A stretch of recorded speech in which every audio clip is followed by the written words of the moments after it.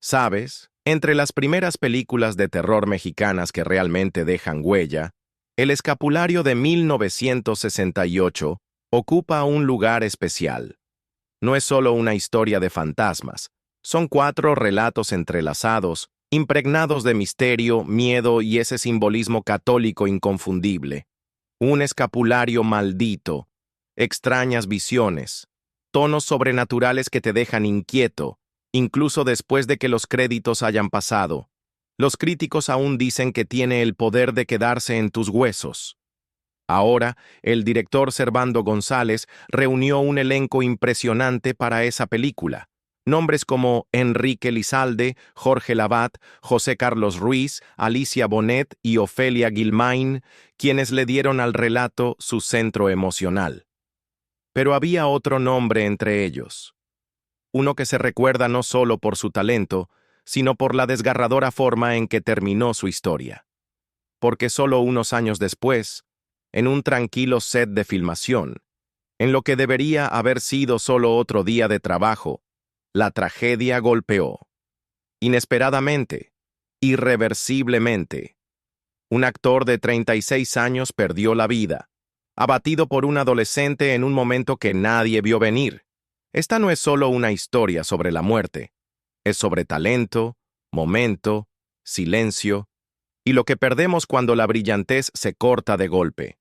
Si historias como esta te conmueven, si crees que estos capítulos olvidados merecen ser recordados, no olvides dar like al video y suscribirte. Hay mucho más por descubrir. Déjame llevarte de vuelta a la Ciudad de México en el año 1935. Fue un viernes, el 11 de enero, cuando nació Enrique Aguilar Bretón. Una ciudad ya rica en cultura e historia, dio la bienvenida a un niño que algún día dejaría su huella en el teatro y el cine mexicano. Sus padres, Domingo Aguilar y María de Lourdes Bretón, eran lo que muchos llamarían una pareja ejemplar, amorosos, con los pies en la tierra y profundamente comprometidos con su familia.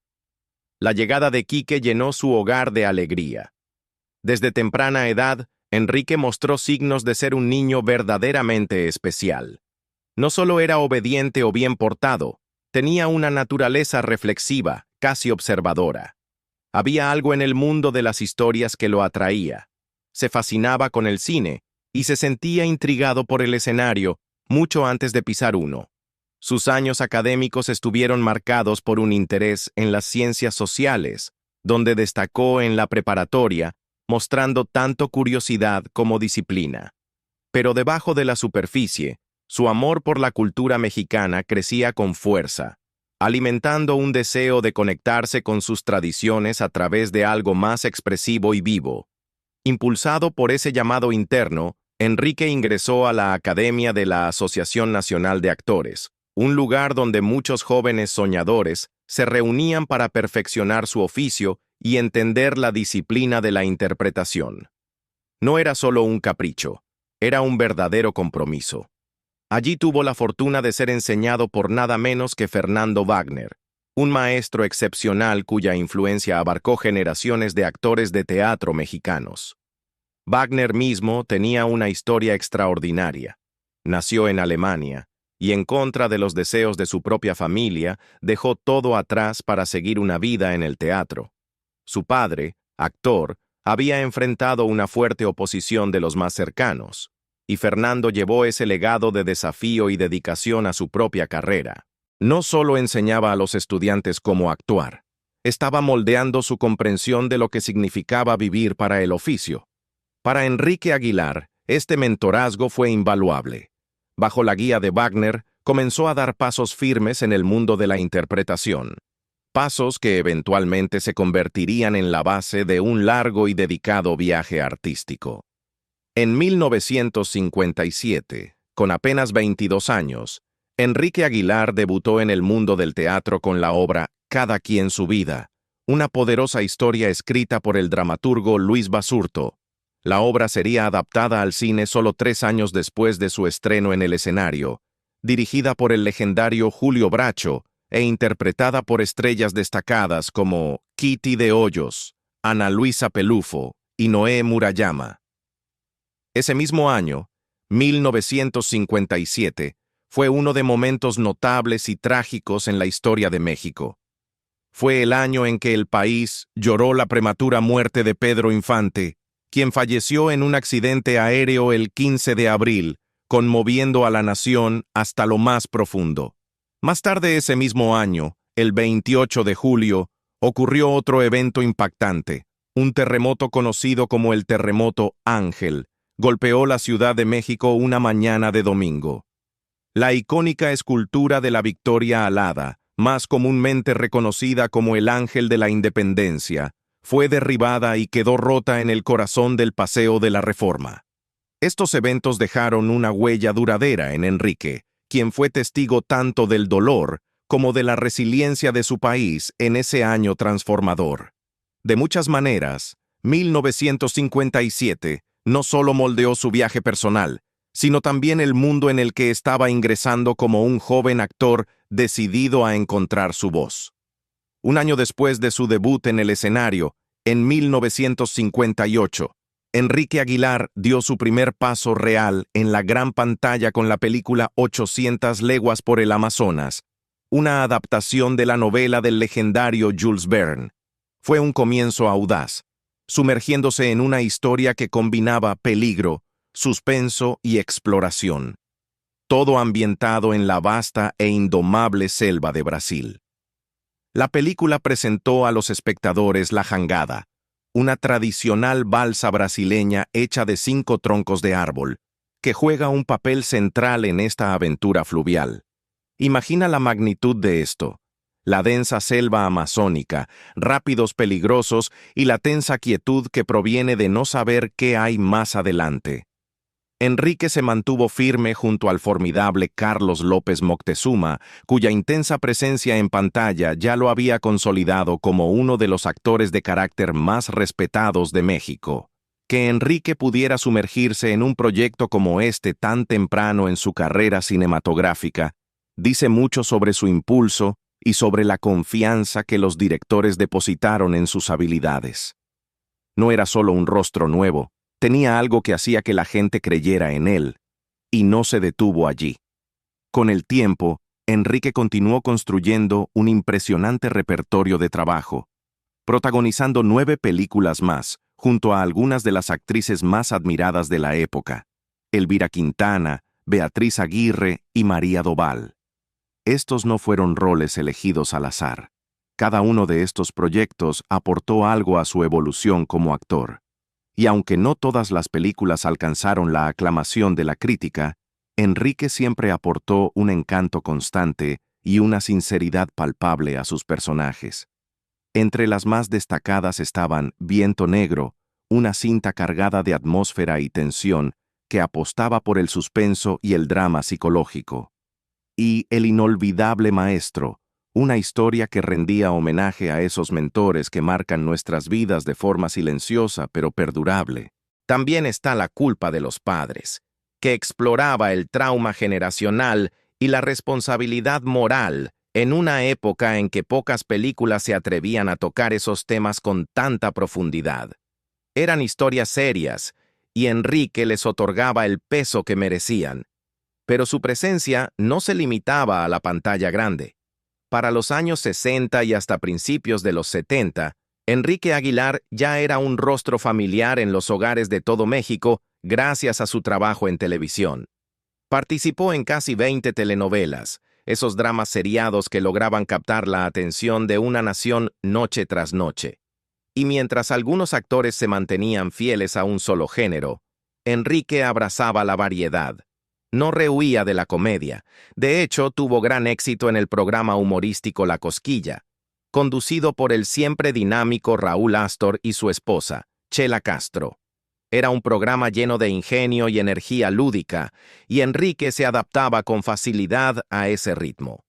Esa también era parte de su atractivo, su capacidad de cambiar de registro sin perder nunca su autenticidad. Para comienzos de los años 70, Enrique Aguilar había encontrado plenamente su lugar. Después de años de forjar una carrera con paciencia, determinación y un talento extraordinario, Se había convertido en una de las figuras más admiradas y confiables de la industria del entretenimiento en México. Su nombre tenía peso, no solo por sus actuaciones, sino por la seriedad con la que abordaba su trabajo. Ya fuera una intensa obra de teatro, una película conmovedora o un drama televisivo lleno de emoción, Enrique aportaba el mismo compromiso a cada papel. Su versatilidad lo convirtió en un favorito de los directores, una fuente de inspiración para los guionistas y una presencia segura para los productores. Fuera de pantalla, tenía un magnetismo tranquilo que el público no podía resistir. Sus admiradores lo veían como uno de los suyos, accesible, genuino y, sin embargo, indiscutiblemente una estrella. Pero como muchos artistas que alcanzan la cima, su agenda se volvió una sucesión vertiginosa de proyectos sin pausa. Estaba en constante movimiento, alternando entre funciones y ensayos con apenas tiempo para respirar. Aún así, nunca parecía quejarse. Así era él, impulsado por el arte, agradecido por las oportunidades y siempre listo para enfrentar el siguiente reto. El 31 de enero de 1971, la vida de Enrique iba a toda marcha. Se preparaba para el estreno de una película llamada Suite 202, un drama de suspenso que lo unía a dos grandes, Joaquín Cordero y Blanca Sánchez. Se esperaba que tuviera buen recibimiento, no solo por su elenco, sino también por la profundidad sutil que Enrique aportaba siempre a sus actuaciones. Pero el trabajo no terminaba ahí. Ese mismo día, también estaba programado para filmar el episodio piloto de una nueva telenovela, titulada Reportero de Guardia.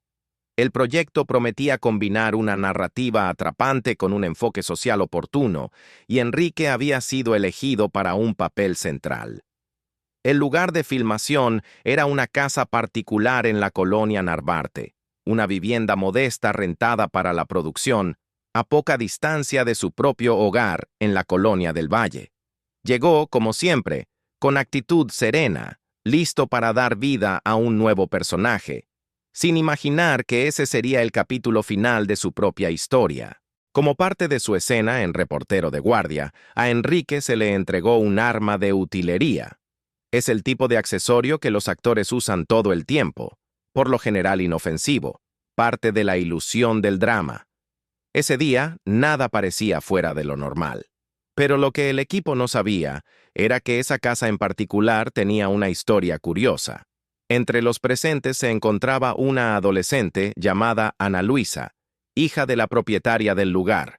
Había crecido entre actores que de vez en cuando pasaban por las propiedades de renta de su madre, y había desarrollado una curiosidad natural por el mundo del cine. Admiraba a los intérpretes del set y ese día entabló una conversación con Enrique. Él, como era habitual, la recibió con calidez y amabilidad, y cuando ella le ofreció mostrarle algo curioso en una de las habitaciones del fondo, él accedió.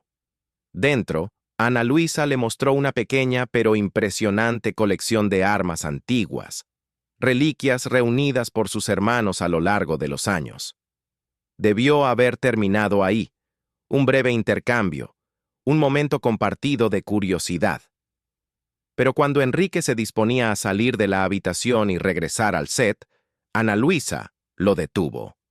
En sus manos sostenía una de las armas, queriendo mostrársela más de cerca, quizás con el mismo entusiasmo con el que había comenzado a hablar con él. La levantó a la altura de los ojos, demasiado cerca de su rostro, sin saber que el arma estaba cargada. Y entonces, en una fracción de segundo, un disparo ensordecedor rompió el silencio. La bala impactó a Enrique en el cuello. Cayó al instante, y en ese momento el mundo perdió a uno de sus artistas más prometedores y queridos.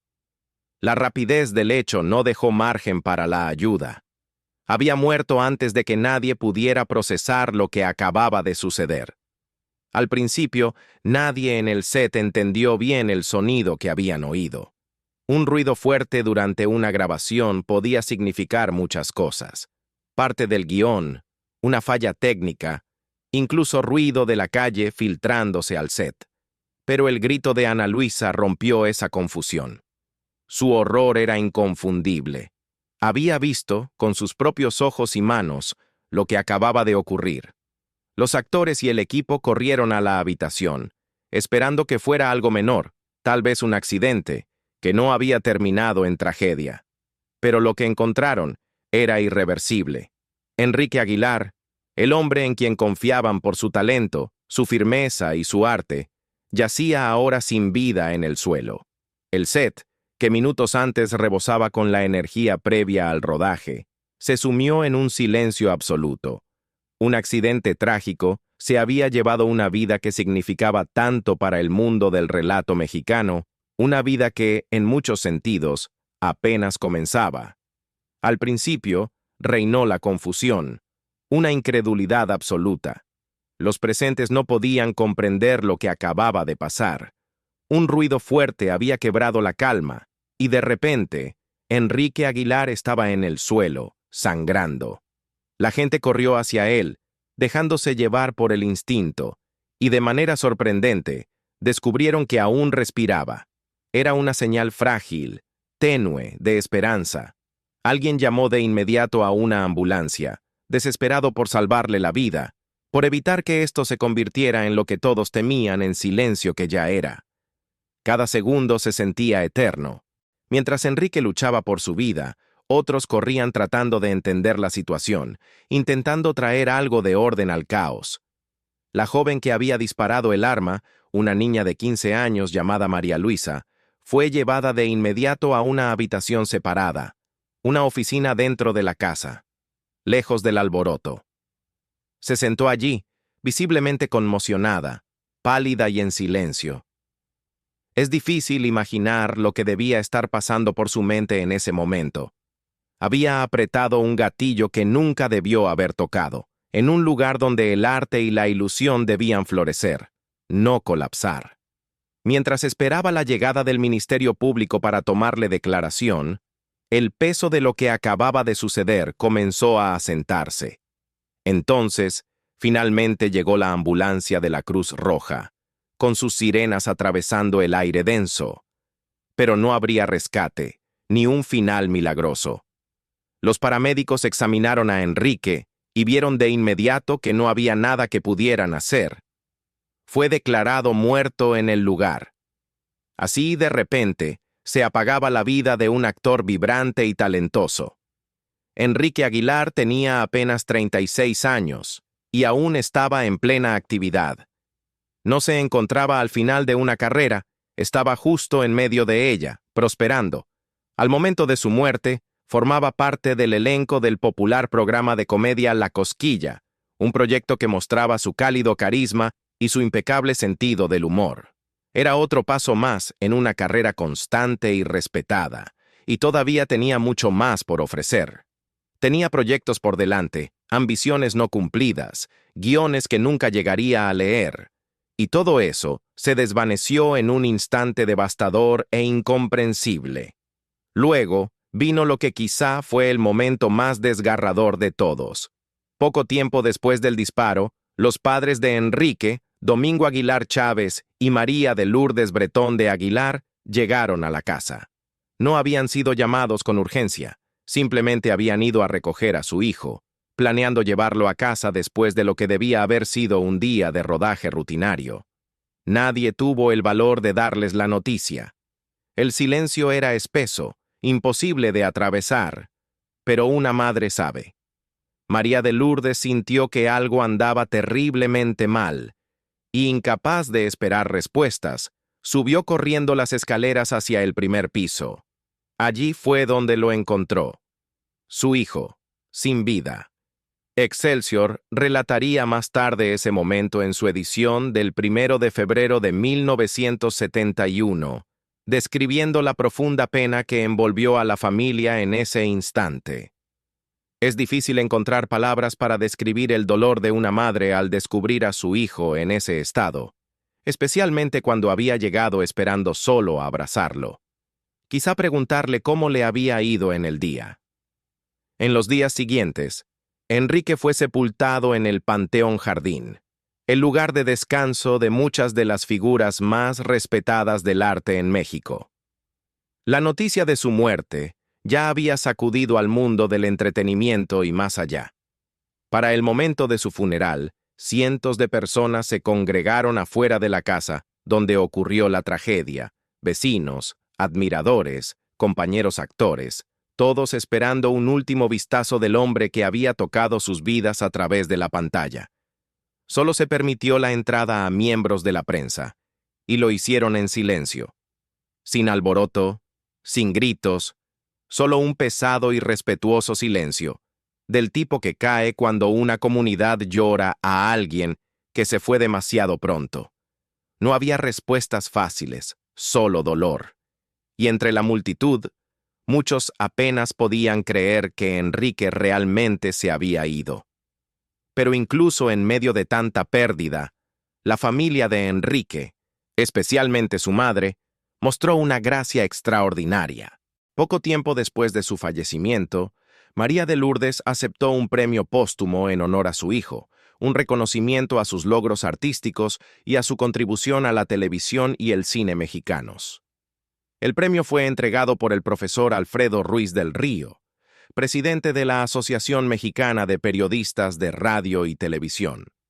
Fue un momento que reconocía el talento de Enrique y la huella que había dejado en su industria.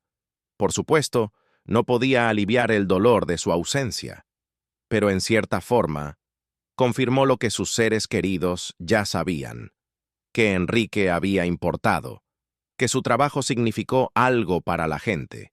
En cuanto a la investigación oficial, concluyó que el disparo fue un trágico accidente, y esa conclusión fue respaldada por una testigo clave, la actriz Marta Zabaleta, quien había presenciado todo el incidente desde las escaleras. Su testimonio fue crucial. Aclaró que no hubo intención de hacer daño, ni pelea, ni acto malicioso. Fue, simplemente, un momento de imprudencia y mal juicio por parte de una niña que no comprendía del todo el peligro que tenía entre manos. María Luisa fue finalmente declarada inocente. Fue enviada brevemente al Tribunal de Menores, pero tras el cierre del caso por parte de las autoridades, fue puesta en libertad. Aún así, ninguna sentencia legal podía medir la profundidad de lo que cargaría después. Quienes la conocieron dijeron que nunca volvió a ser la misma. La carga psicológica, la culpa, el trauma, el recuerdo insoportable de lo que había ocurrido, la acompañó por años. Había quitado una vida sin querer hacerlo, y eso es algo que ningún veredicto puede borrar. Es una historia que nos recuerda cuán frágil puede ser la vida, incluso para alguien tan fuerte, talentoso y querido como Enrique Aguilar. No murió por una enfermedad, ni por imprudencia, ni por violencia. Murió por un instante de descuido, un error trágico que nadie vio venir. Pero no dejemos que su historia termine ahí. Enrique Aguilar fue mucho más que la tragedia que lo arrebató. Fue un intérprete brillante, un artista apasionado y alguien cuya presencia ayudó a moldear toda una generación de televisión y cine mexicanos. Así que si recuerdas a Enrique, recuérdalo por la forma en que iluminaba cada escena, por los papeles que te hicieron reír, llorar y pensar, por la fuerza silenciosa que transmitía y la alegría que trajo a tantos. Merecía más tiempo, sí, pero en el tiempo que tuvo, nos lo dio todo. Gracias por mirar. Si te gustaría ver más historias que honran las vidas detrás del reflector, no olvides suscribirte y compartir tus pensamientos en los comentarios. Hasta la próxima. Cuídate y mantén cerca a tus seres queridos.